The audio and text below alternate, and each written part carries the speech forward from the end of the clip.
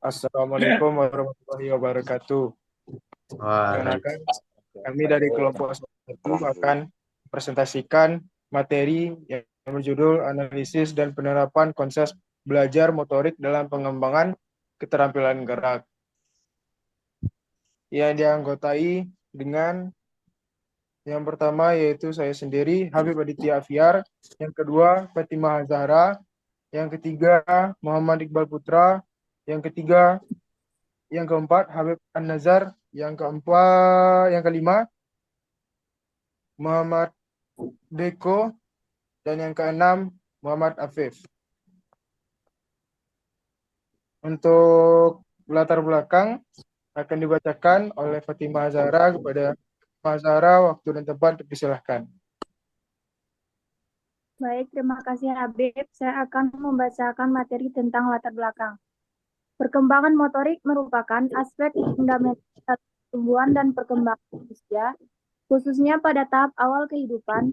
Kemampuan untuk melakukan gerakan yang terkoordinasi dan terkontrol tidak hanya penting dalam aktivitas sehari-hari, tetapi juga berperan krusial dalam perkembangan kognitif, sosial, dan emosional individu.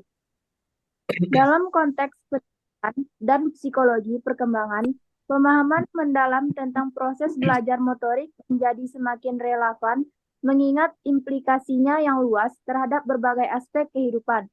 Oleh karena itu, analisis komprehensif mengenai definisi gerak, motorik, serta proses pembelajaran yang terkait dengan menjadi langkah awal yang esensial dalam mengoptimalkan potensi perkembangan individu. Belajar motorik sebagai suatu proses yang kompleks melibatkan interaksi berbagai faktor internal dan eksternal. Faktor-faktor ini mencakup aspek fisiologis, psikologis, lingkungan, serta pengalaman individu. Pemahaman yang mendalam tentang dinamika interaksi faktor-faktor tersebut tidak hanya penting bagi para pendidik dan psikolog, tetapi juga bagi orang tua dan praktisi di bidang pengembangan anak. Dengan mengenali dan memahami faktor-faktor yang mempengaruhi proses belajar gerak dan motorik, kita dapat merancang strategi pembelajaran dan intervensi yang lebih efektif untuk memfasilitasi perkembangan keterampilan motorik optimal dalam bertahap perkembangan. B. Rumusan masalah. 1. Bagaimana definisi gerak dan motorik dalam konteks pembelajaran? 2. Apa saja faktor-faktor yang mempengaruhi proses belajar gerak dan motorik? 3. Bagaimana terjadinya gerak dalam konteks pembelajaran motorik? 4. Apa struktur dasar yang perlu dipahami dalam mempelajari keterampilan gerak? C. Tujuan penelitian. Berdasarkan rujukan masalah di atas, tujuan penelitian dalam makalah ini adalah sebagai berikut. 1. Untuk menganalisis dan menjelaskan definisi gerak dan motorik dalam konteks pembelajaran. 2.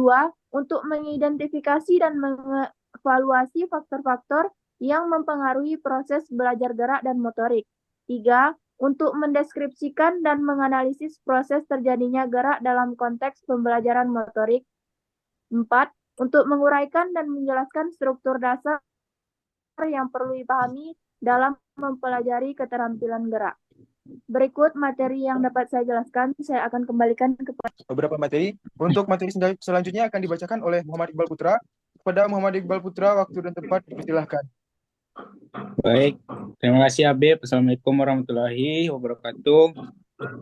Saya akan melanjutkan materi dari kelompok saya, yaitu pembahasan A. Gerak dan motorik dalam konteks pembelajaran.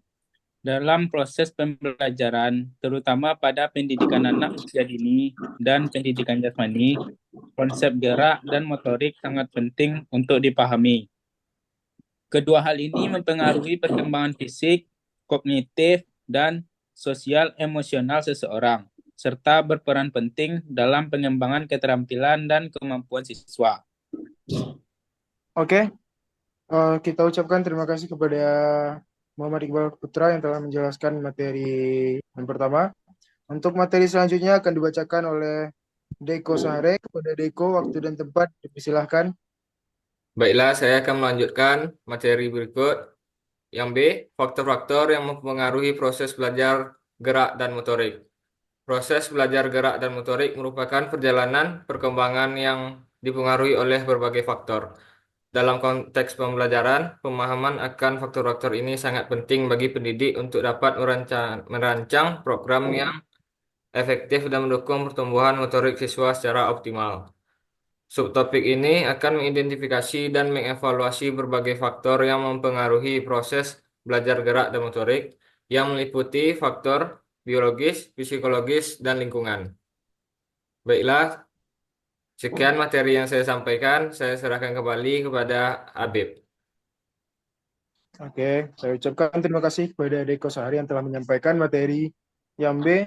Untuk materi C akan dibacakan oleh Muhammad Afif. Kepada Afif, waktu dan tempat dipersilahkan. Oke, terima kasih Habib. Assalamualaikum warahmatullahi wabarakatuh. Di sini saya akan melanjutkan materi dari kelompok kami. Yang C, proses terjadinya gerak dalam konteks pembelajaran motorik. Gerak merupakan elemen fundamental dalam pembelajaran motorik yang terjadi melalui proses kompleks, melibatkan interaksi antara sistem saraf, otot, dan lingkungan. Dalam pembelajaran motorik, pemahaman tentang bagaimana gerak terjadi sangat penting untuk mendesain program pembelajaran yang efektif. Subtopik ini akan mendeskripsikan dan menganalisis proses terjadinya gerak dalam konteks pembelajaran motorik dengan fokus pada aspek-aspek neurofisiologis, biomekanik, dan peran kognisi dan kontrol gerak. Proses neurofisiologis dan dalam terjadinya gerak. Gerak dimulai dari proses neurologis di otak yang melibatkan pengolahan informasi sensorik dan motorik. Ketika individu ingin melakukan satu gerakan, otot mengirimkan sinyal ke otot-otot yang terlihat melalui sistem saraf.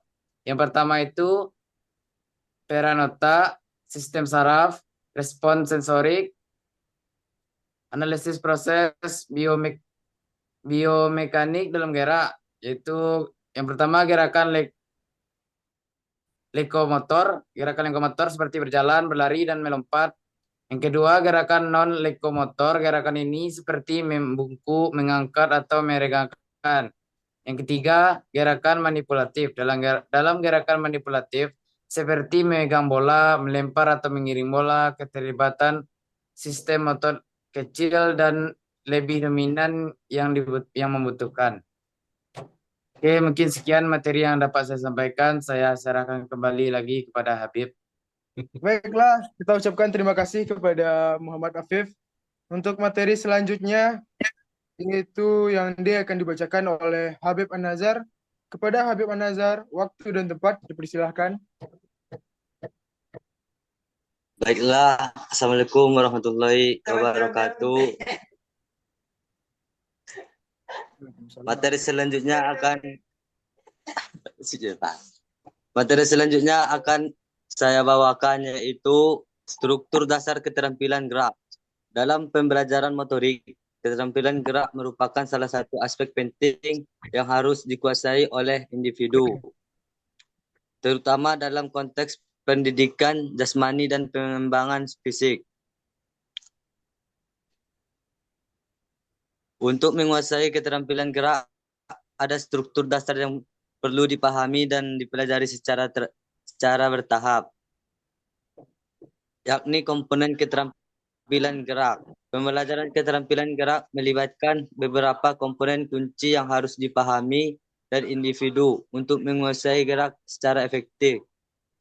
Komponen-komponen tersebut adalah: yang pertama, keterampilan motorik kasar. Yang kedua, keterampilan motorik halus. Ketiga, koordinasi. Keempat, keseimbangan. Kelima, kelincahan. Dan yang terakhir ialah kekuatan dasaran keterampilan gerak. Untuk menguasai keterampilan gerak, individu perlu memahami beberapa elemen struktur dasar yang terkait dengan pembelajaran gerak. Struktur dasar ini mencakup yaitu pemahaman mekanika gerak atau biomekanika. Terus proses pembelajaran motorik, yakni tahap kognitif, tahap asosiatif, dan tahap otonom. Dan selanjutnya keterlibatan sistem saraf dan otot, umpan balik dan koreksi. Dan yang terakhir latihan dan repetisi. Cukup sekian dari saya serahkan kepada moderator. Baiklah, saya ucapkan terima kasih kepada Habib An-Nazar yang telah menyampaikan materi yang terakhir. Baiklah teman-teman, pada kesimpulannya, dalam konteks pembelajaran motorik, gerak adalah komponen esensial yang melibatkan interaksi antara sistem, saraf, otot, dan lingkungan. Proses terjadinya gerak mencakup mekanisme neurologis dan biomekanis yang memungkinkan seseorang untuk mengkoordinasikan dan mengendalikan tubuh mereka. Pembelajaran motorik mengikuti beberapa tahap, yaitu tahap kognitif, asosiatif, dan otonom melalui latihan dan pengulangan. Faktor lingkungan, baik fisik maupun sosial, turut memengaruhi proses pembelajaran ini. Dan keterampilan gerak yang berkembang dipengaruhi oleh kemampuan kognitif, persepsi, serta umpan balik yang diterima individu selama berlatih. Baiklah teman-teman semuanya, cukup sekian yang dapat kami sampaikan dari kelompok 1.